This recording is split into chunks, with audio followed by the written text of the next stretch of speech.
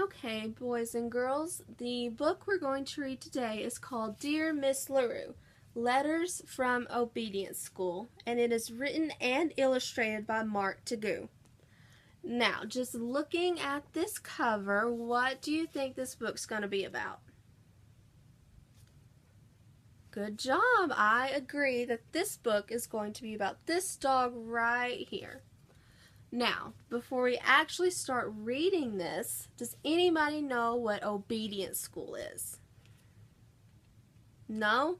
Okay, well, obedience school is where they send bad dogs who are misbehaving to try and get them back to their good behavior.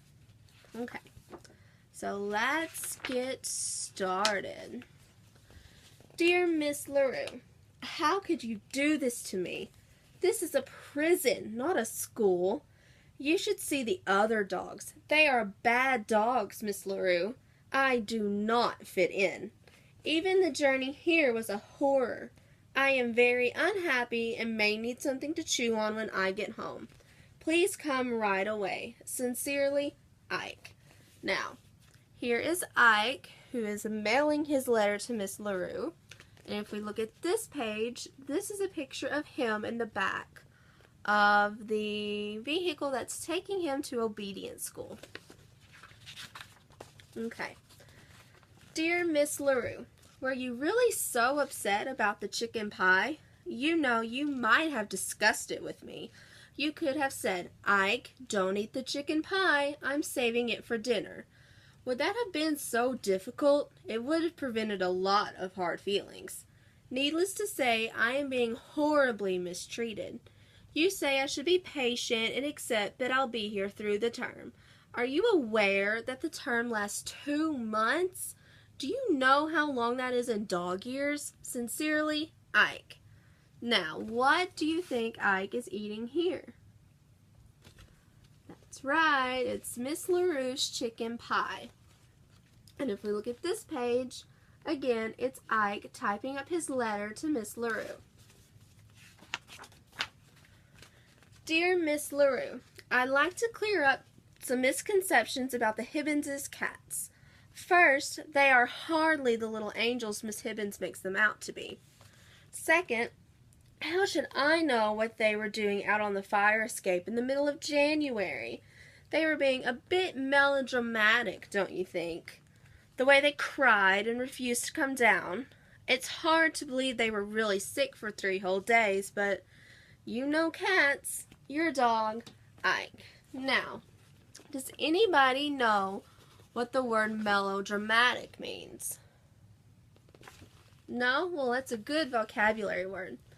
Melodramatic just means that they're being over the top, that they're making it out to be as, well, even worse than it actually was. So here we can see the cats on the fire escape and Ike remembering about it.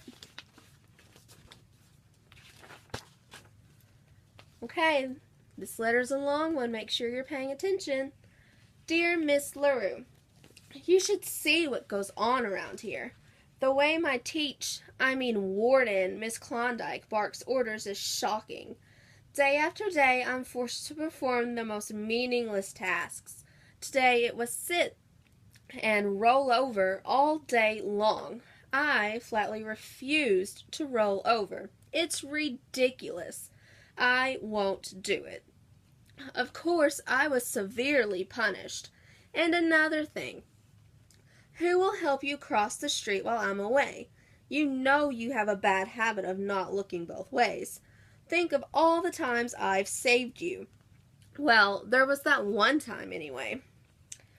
I must say you weren't very grateful, complaining on and on about that tiny rip in your ratty old coat.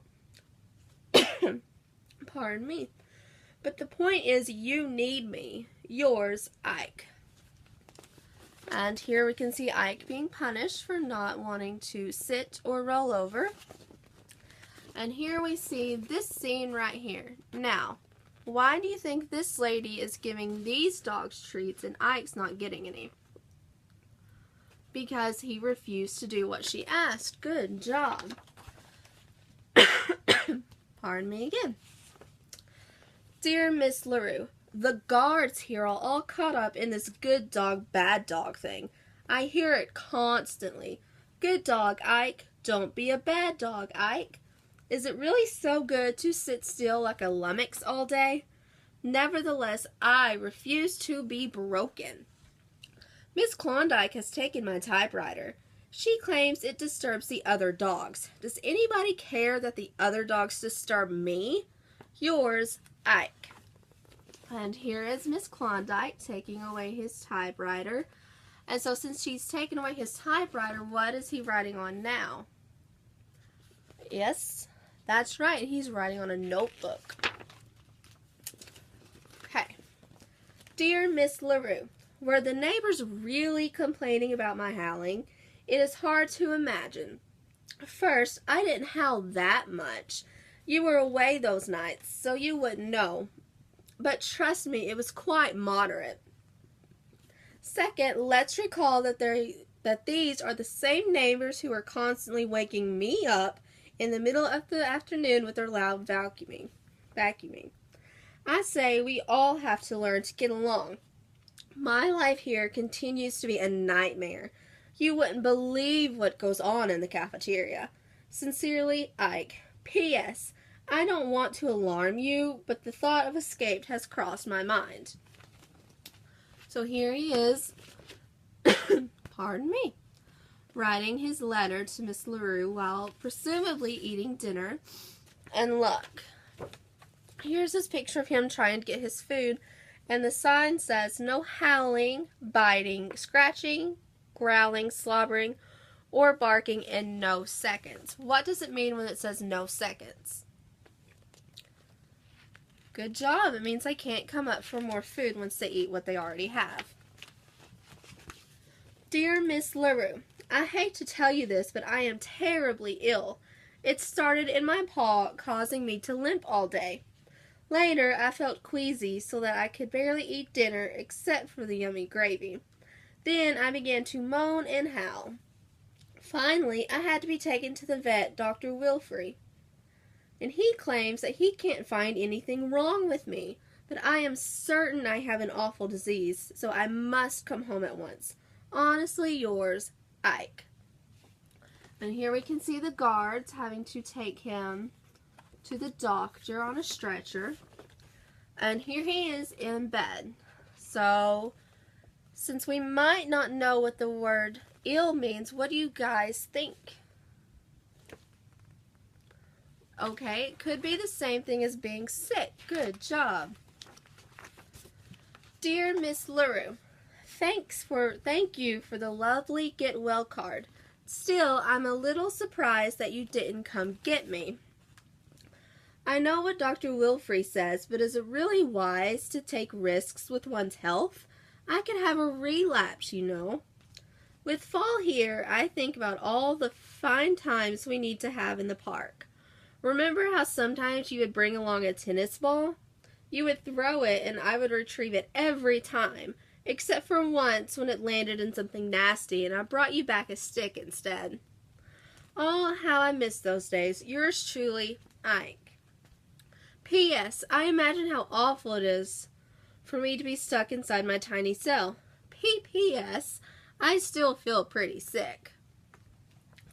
So here is Ike at the park, and here he is in his cell looking outside. Dear Miss LaRue, by the time you read this, I will be gone. I have decided to attempt a daring escape. I'm sorry it has come to this, since I am really a very good dog, but frankly, you left me no choice. How sad it is to not be appreciated. From now on, I'll wander from town to town without a home, or even any dog food, most likely. Such is the life of a desperate outlaw. I will try to write to you from time to time as I carry on with my life of hardship and danger. Your lonely fugitive, Ike.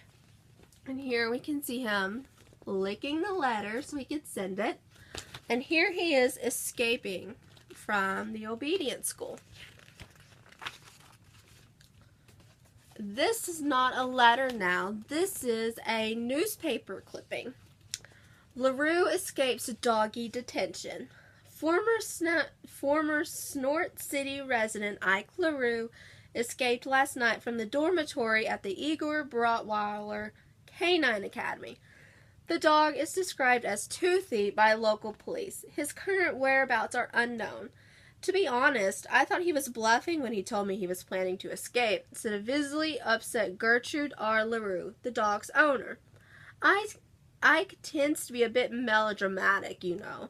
Now I can only pray that he'll come back. Asked if she would return Ike to Brotweiler Academy, Miss LaRue said that she would have to wait and see. He's a good dog, basically, but he can be difficult. And here is Ike in a taxi, and here is his wanted poster. Dear Miss LaRue, I continue to suffer horribly as I roam this barren wasteland. Who knows where my wanderings will take me now? Hopefully to some place with yummy food. Remember the special treats you used to make for me? I miss them.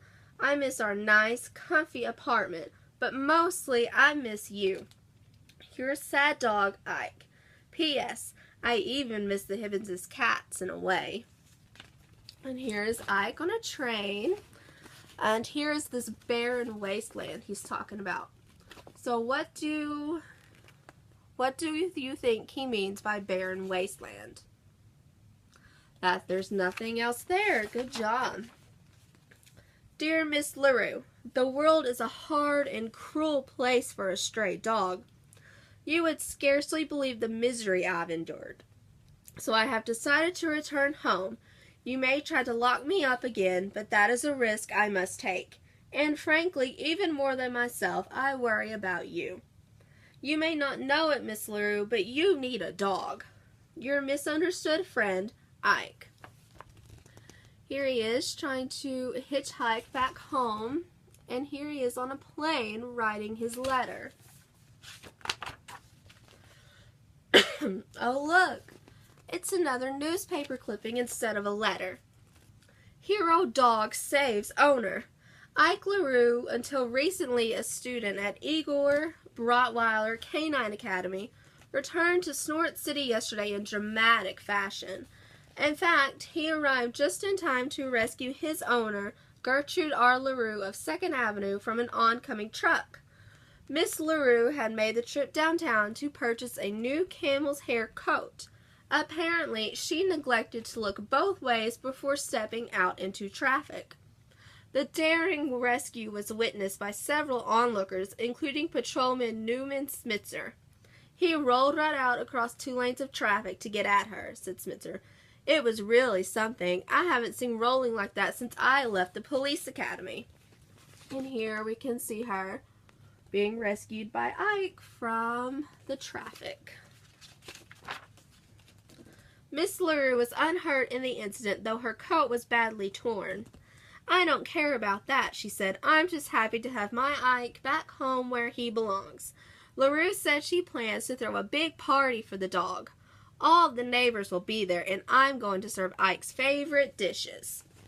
And here we can see him being held up and celebrated for saving Miss LaRue. I'll bet he can't wait to taste the chicken pie. And here we have him back home eating his chicken pie that Miss LaRue made for him. And that is the end of Dear Miss LaRue, Letters from Obedience School.